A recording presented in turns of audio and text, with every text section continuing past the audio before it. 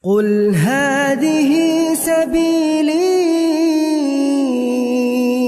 أدعو إلى الله. Assalamualaikum warahmatullahi wabarakatuh. Alhamdulillah, kita ketemu lagi di channel pemberantas kemaksiatan kaum muslimin. Dan seperti biasa, sebelum kita masuk ke pembahasan, kami ingatkan untuk kaum muslimin yang belum subscribe ke channel ini, silakan subscribe untuk mendapatkan notifikasi ketika ada video-video yang terbaru yang kita upload di channel ini. Dan untuk yang sudah subscribe, kami ucapkan jazakumullahu khairan katsira. Dan kaum muslimin, kali ini kita akan kembali membahas tentang orang-orang yang halu. Orang-orang yang mengaku bisa bertemu dengan Nabi Muhammad SAW dalam keadaan sadar. Dan terkhusus di video ini yang akan kita bahas adalah Pak Guru Sekumpul. Karena memang belakangan ini sedang viral, rame menjadi pembahasan tentang Guru Sekumpul. Dan mungkin viralnya pembahasan tentang Guru Sekumpul ini karena memang kemarin ada momen tentang Haul Sekumpul. Haul Sekumpul yang dihadiri oleh, ya bisa jadi jutaan, bahkan mungkin puluhan juta. Mungkin puluhan juta orang. Dan mereka isinya adalah orang-orang yang memang terdoktrin oleh doktrin-doktrin pembodohan yang dilakukan oleh Sekumpul selama hidupnya kaum muslimin. Sekumpul ini semasa hidupnya mengaku pernah bertemu dengan Nabi Muhammad SAW dalam keadaan sadar. Coba kita simak videonya dulu kaum muslimin. Masuk. Begitu dibukakan pintu kubur Rasulullah, kita masuk. Yang pertama itu dindingnya hijau. Dibuka dinding hijau, kuning. Buka dinding kuning, putih. Buka dinding putih, nisan Rasulullah. Begitu kita sampai ke nisan Rasulullah, Rasulullah begini. Lihat Zaini datang begini nih. Kuburnya bergerak, keluarlah beliau. Kita cium, kita peluk. Tuh kaum muslimin ya, itu Sekumpul sedang berdusta. Dia menceritakan detik-detik Nabi Muhammad SAW keluar dari kuburan. Ya, kemudian dicium oleh Sekumpul. Kemudian di riwayat lain dari Sekumpul dan para pengekornya, katanya Nabi Muhammad SAW keluar dari kuburnya, kemudian mencium lututnya Sekumpul. Nabi Muhammad SAW mencium lututnya Sekumpul. Ini apa enggak perendahan terhadap Nabi Muhammad SAW namanya kaum muslimin? Ya. Sedangkan generasi terbaik saja, para sahabat Nabi Muhammad SAW, para tabi'in, para atba'ut tabi'in, nggak pernah diperlakukan seperti itu oleh Nabi Muhammad SAW. Nggak pernah Nabi Muhammad SAW keluar dari kuburan ketika diziarahi oleh sahabat, kemudian keluar mencium lutut para sahabat. Padahal para sahabat itu adalah orang-orang yang paling mulia setelah Nabi Muhammad SAW. Sedangkan Sekumpul siapa? Hah? Siapa Sekumpul? Kok ngaku-ngaku Nabi Muhammad SAW ketika diziarahi oleh dirinya, Nabi Muhammad SAW keluar dari kuburan. Kemudian dicium oleh dia, dipeluk oleh dia. Bahkan Nabi Muhammad SAW dikatakan mencium lututnya. Ini benar-benar kedustaan yang nyata kaum muslimin. Benar-benar kedustaan yang nyata. Rasulullah keluar cium lutut seseorang. Ya akhi, cium lutut, ente menghina Nabi saya. Nabi saya cium lutut kamu. Kamu siapa dicium oleh Nabiku mencium lututmu? Kamu siapa ya akhi? Nabiku keluar dari kuburan untuk cium lutut kamu. Subhanallah, penghinaan kepada Rasulullah SAW. Kemudian Rasulullah SAW tidak pernah datang ke Abu Bakar. Tidak pernah setelah meninggal dunia datang main ke rumah Abu Bakar. Tidak pernah setelah meninggal dunia Rasulullah keluar dari kuburan main ke rumah Umar.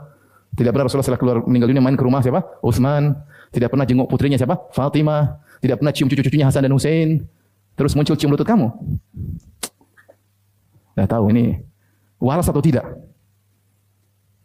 Yang aneh masih banyak yang bela. Ya ini kamu hina Nabi saya, terus kamu masih bela penghina tersebut. Kamu ridho enggak dibilang Nabi keluar cium lutut orang itu? Kamu ridho? Kamu ridho atau tidak? Bilang Nabi keluar cium lutut dia. Ridho atau tidak? Masih dibela-bela ya. Saya enggak tahu sampai di mana kerendahan otak mereka. Ya. Subhanallah. memang begitu rendah ya, IQ orang-orang yang percaya ketika ada orang yang mengklaim bisa bertemu dengan Nabi Muhammad SAW dalam keadaan sadar, dalam keadaan terjaga. Orang-orang yang percaya dengan perkara-perkara yang seperti itu, klaim-klaim yang seperti itu, berarti orang tersebut IQ-nya betul-betul rendah, kaum muslimin. Betul-betul rendah. Ya. Dan rata-rata orang yang mengaku seperti itu adalah orang-orang sufi. Orang-orang sufi yang sesat. Ya. Yang kata Nuruddin itu justru ahlu sunnah wal jamaah. Ya, pengikut para salafus soleh. Padahal para salafus soleh, para sahabat, para tabi'in, atba'ut tabi'in, gak pernah ketika mereka berziarah ke makam Nabi Muhammad SAW, kemudian Nabi Muhammad SAW keluar dari kuburnya, kemudian menemui mereka. Gak pernah. Ya. Itu para salafus soleh yang betul.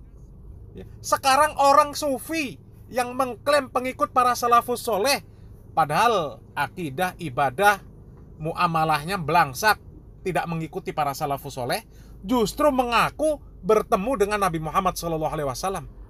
Bahkan ketika Nabi Muhammad SAW keluar dari kuburnya, mencium lututnya. Ini kan parah kaum muslimin ya. Orang-orang yang percaya dengan klaim-klaim yang seperti ini, orang-orang yang IQ-nya jongkok kaum muslimin, jongkok.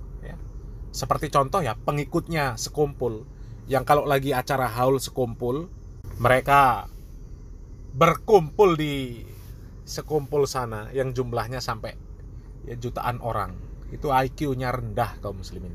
IQ-nya rendah.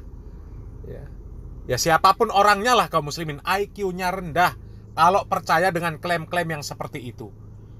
Dan rata-rata yang mengklaim mereka bertemu dengan Nabi Muhammad SAW ya dari kelompok itu saja kaum muslimin. Ya, kalau dari kelompok yang katanya salafi, yang katanya wahabi, yang katanya bukan pengikut salafus soleh, nggak ada yang halu-halu seperti itu kaum muslimin. Ya, coba kalau kita lihat dari kelompok aswaja, banyak sekali yang mengklaim bahwa mereka bertemu dengan Nabi Muhammad SAW secara langsung. Sebagai contoh ya ini, ya sekumpul, guru sekumpul ini. Ya kemudian ada, ya masih banyak lah yang masih hidup sekarang. Puat Pleret, itu mukibbinya sekumpul. Ya, ada lagi Muharrar.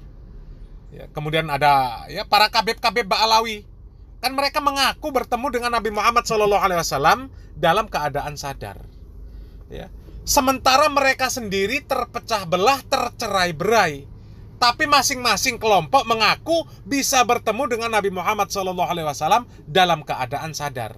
Coba, ini orang yang akalnya sehat, akalnya waras, tentu nggak akan percaya dengan klaim-klaim yang seperti itu kaum muslimin. Ya, seandainya betul mereka bertemu dengan Nabi Muhammad SAW, ya, tentu mereka nggak akan terpecah belah kaum muslimin. Ya, nggak akan terjadi adanya perkara khilafiyah di tengah-tengah mereka. Apakah Kabib Ba'alawi keturunan Nabi atau bukan?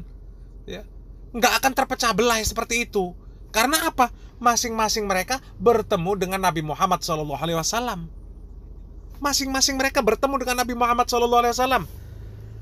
Ya, sementara mereka sama-sama aswaja. Tapi terbukti dengan adanya mereka terpecah belah, itu bukti bahwa mereka ini bohong. Bukti bahwa klaim-klaim bertemu dengan Nabi Muhammad SAW itu bohong.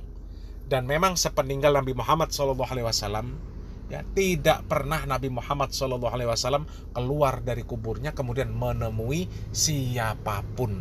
Jangankan sekumpul, jangankan para kabib Ba'alawi, ya, para sahabat saja nggak pernah ditemui oleh Nabi Muhammad SAW sepeninggal beliau. Karena memang orang yang sudah meninggal dunia nggak akan mungkin kembali lagi ke dunia. Nggak akan mungkin. Nggak akan mungkin.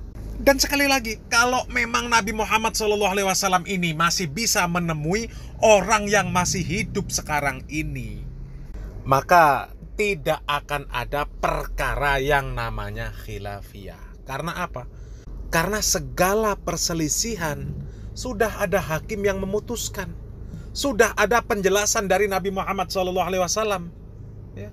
Dan ketika sudah ada penjelasan dari Nabi Muhammad SAW, kita wajib mengikuti. Kalau tidak mengikuti, maka tidak akan disebut beriman.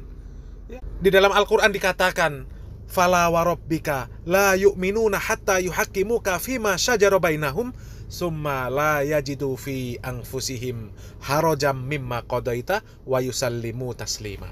Maka demi Tuhanmu, mereka pada hakikatnya tidak beriman sampai mereka menjadikan kamu, wahai Muhammad, hakim terhadap perkara yang mereka perselisihkan. Kemudian mereka tidak merasa di dalam hati mereka itu suatu keberatan terhadap putusan yang kamu berikan, dan mereka menerima dengan sepenuhnya. Ya, jadi kalau Nabi Muhammad SAW dipercaya masih bisa menemui orang yang masih hidup saat ini, maka seharusnya tidak ada perkara khilafiyah di kalangan kaum muslimin. Ya, coba ya, silakan berpikir kaum muslimin. Salam waras, salam akal sehat. Barakallahu fikum. Wassalamualaikum warahmatullahi wabarakatuh.